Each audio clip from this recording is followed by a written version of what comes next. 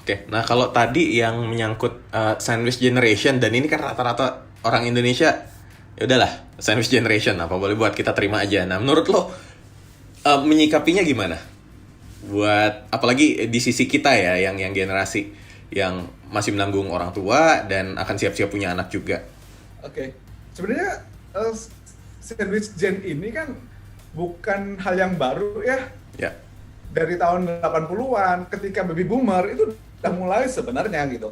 Dan itu nggak hanya di Indonesia punya, nggak hanya di Indonesia, jadi bisa dibilang di seluruh dunia pun mirip kayak kita gitu. Hmm. Dan tahu nggak kenapa sandwich gen nggak habis-habis dan makin kesini makin banyak?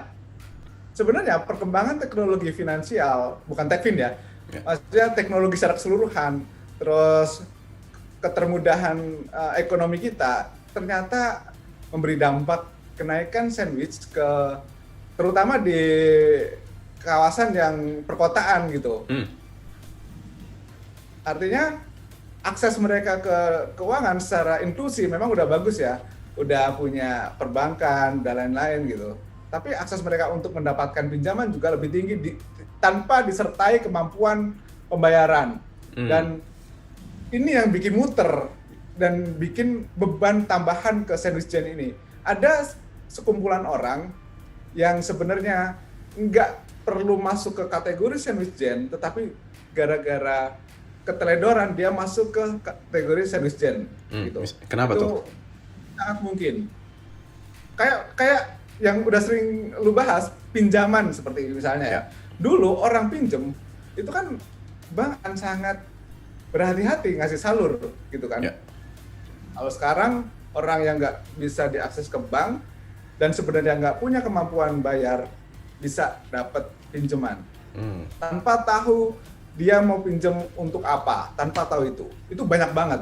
Contoh kata, gue mau coba-coba deh, gue pinjam 2 juta. Lo tahu setelah setahun utangnya jadi berapa? 30 juta. Apakah ada? Ada. Ini sebelumnya dia nggak masuk kategori bermasalah karena sandwich gen, enggak. Ya dia memang harus menghidupi anaknya, dia harus menghidupi orang tuanya, tapi sebenarnya finansialnya baik-baik aja.